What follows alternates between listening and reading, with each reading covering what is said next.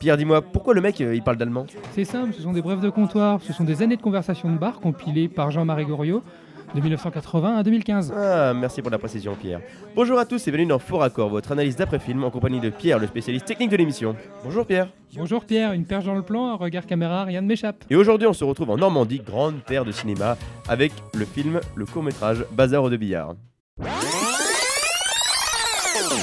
Et on commence tout de suite avec cette première scène dans la chambre. Et oui, alors là on remarque notre acteur principal qui dort, et sur votre gauche, vous voyez, il y a un livre et une cigarette pas finie dans un cendrier. Et regarde quelques plans après, on a une boulette de papier qui est apparue et la cigarette qui a disparu. C'est de la magie, Pierre? Non, c'est un faux raccord. Ah d'accord.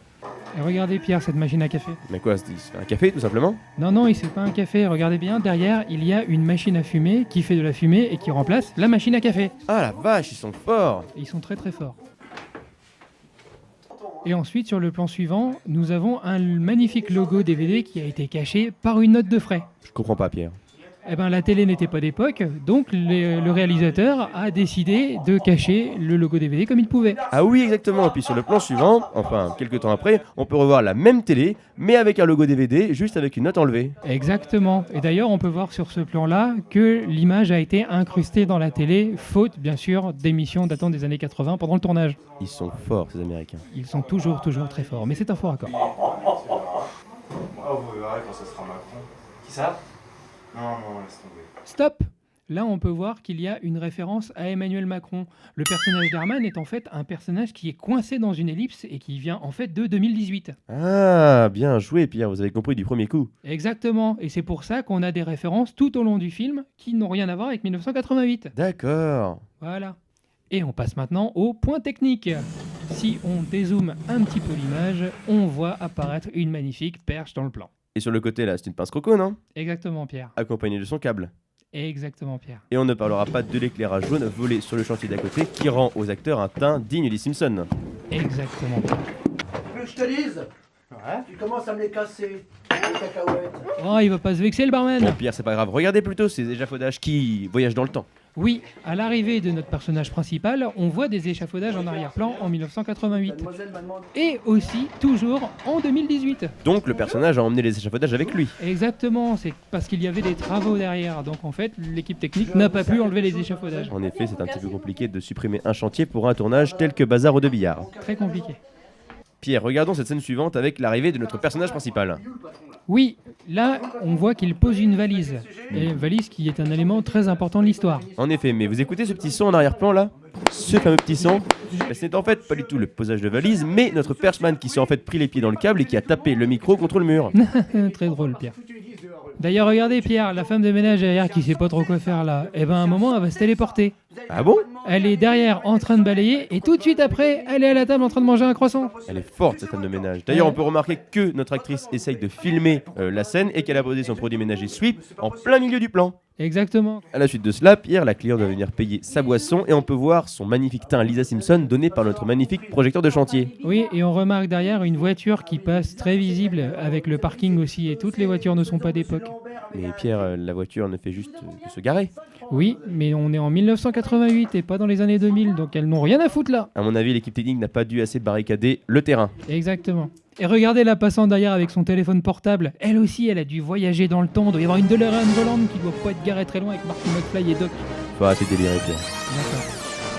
Alors maintenant, on passe à la scène de la rencontre avec le médecin, avec la barre qui est à côté de la porte. Et quelle barre, Pierre? Cette barre-ci, qui n'a rien à faire ici, puisque les handicapés n'existaient pas en 1988. Pierre, ne racontez pas n'importe quoi, les handicapés ont toujours existé. Par contre, les barres pour les handicapés, oui, peut-être qu'elles n'existaient pas en 88. Oh, on va pas chipoter. Et maintenant, on va faire attention à ce médecin super aimable qui se balade avec son stéthoscope dans la rue. Qu'est-ce qu'il a, Pierre, ce médecin? Eh ben, ce médecin, il aurait été super agréable pendant l'occupation. Regardez-moi ce salut nazi.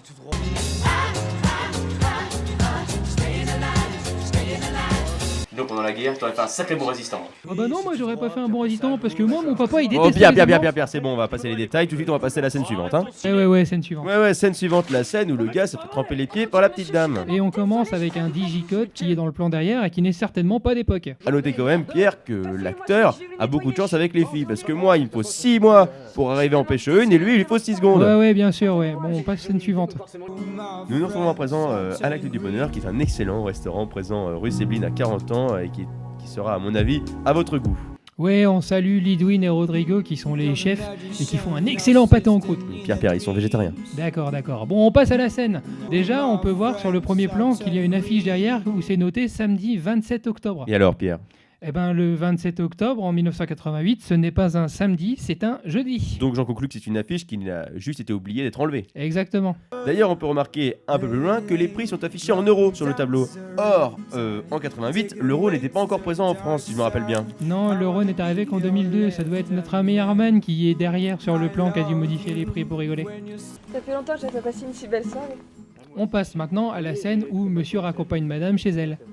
Oui, quelle très jolie scène. Oui, très jolie scène, sauf que madame dit qu'elle a passé une très bonne soirée alors qu'on est en plein jour. Ah oui, effectivement, Michel, on est en plein jour. D'ailleurs, si on remarque un peu, un filtre a été appliqué et si on enlève le filtre, paf, il est en fait 16h52. Exactement, l'équipe technique et les acteurs ne pouvant pas rester, le tournage s'est fait en fin d'après-midi. Et puis on sait très bien qu'il est quand même plus facile de tourner le jour que la nuit. Voilà Pierre. On passe maintenant en 2018 avec ce très joli plan monté descendant qui nous amène tout de suite dans la place de la République 30 ans plus tard. Oui, 30 ans plus tard, avec notre personnage qui est revenu à sa bonne époque et qui rencontre à nouveau le médecin. Le médecin qui est actuellement un jeune pas très agréable. Exactement, toujours avec le même jeune pas très agréable et qui a nécessité à peu près 87 prises pour 3 secondes. On peut deviner la tête de l'équipe technique pendant ces 87 prises qui devait au fur et à mesure être de plus en plus fatiguée. Fatigué comme notre femme de ménage. D'ailleurs, on peut voir qu'un éclairage n'a pas été enlevé dans le plan au niveau de la fenêtre. Ah oui, l'éclairage qui a été utilisé pour la même scène, car à mon avis, les équipes tournaient en simultané. Exactement, Pierre. On passe ensuite à l'arrivée de notre personnage principal dans le bar des deux billards. En 2018. En 2018 donc, et on voit un magnifique panneau « Tournage ne pas circuler » ou « Ne pas stationner, merci » qui apparaît dans le plan. Ah, ça veut dire que l'équipe technique était organisée et qu'elle barricadait le terrain le soir. Et qu'elle était surtout très fatiguée. Effectivement, Pierre. À présent, lorsque le barman ouvre le rideau, on peut voir l'autopromotion de la magnifique, de l'exceptionnelle bande Les Brosses à Dents et du super festival Les Égaluantes. Ouais, le festival Les Égaluantes qui se passe début décembre, avec des tas de gens qui sont venus. On a eu Lelouch, on a eu Fabien, on a eu Rouf qui est venu mais qui est pas venu. Et puis on a eu Maxime Delaunay, on t'aime Maxime! Oh, Pierre, c'est bon, on a compris, on va tout de suite passer à la scène suivante. Oui, et les Égaluantes d'ailleurs qui reviennent aux mêmes dates l'année prochaine. Merci Pierre, on va arrêter cette autopromotion. À l'année prochaine. Merci Pierre. Petit point technique, on peut lustrer avec du Red qui est un anti-moustique. Ils se sont juste trompés de produit, Pierre. Non, c'est fait exprès.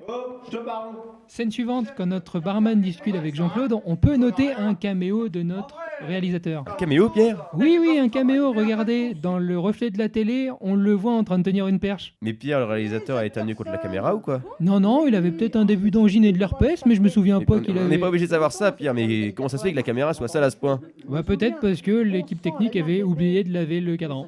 Passez-les-moi, je vais le nettoyer. Non, mais c'est pas à vous de faire ça, ma petite dame, quelqu'un va s'en occuper. On passe maintenant à la scène suivante. Oui Pierre, quand notre personnage montre les photos sur son téléphone et que le barman parle du médecin, on peut voir que la photo ne colle pas du tout avec la conversation, puisque ce sont nos deux soulards qui parlent de l'allemande. Et en parlant d'allemand, Pierre.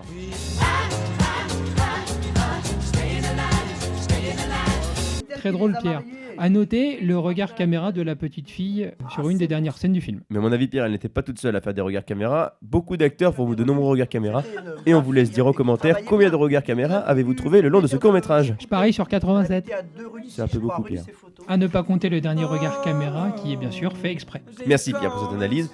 On se retrouve la prochaine fois pour un prochain faux raccord, s'il y a bien entendu un prochain court-métrage. Et j'aurai du lourd, du très lourd. Merci Pierre. Je crois qu'on l'a refait.